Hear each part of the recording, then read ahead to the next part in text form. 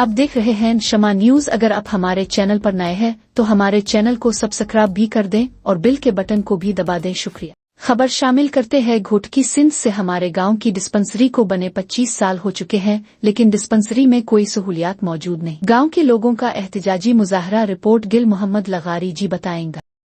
उनके करीब कदीमी गांव दंग के रहायशियों का गांव में मेडिकल डिस्पेंसरी में डॉक्टर्स, अदियात और लेबार्टी की सहूलियात न होने के खिलाफ एहतजाजी मुजाहरा किया गया।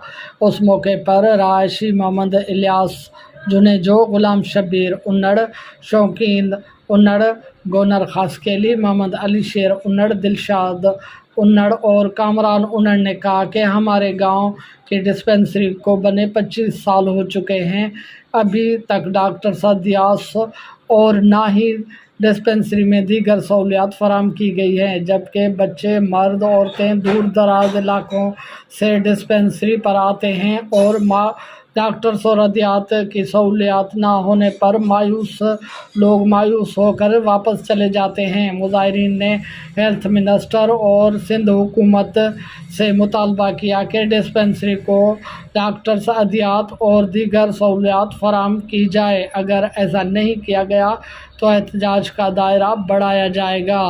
गुल मोहम्मद लगारी, शमा न्यूज़, नवाबशाह।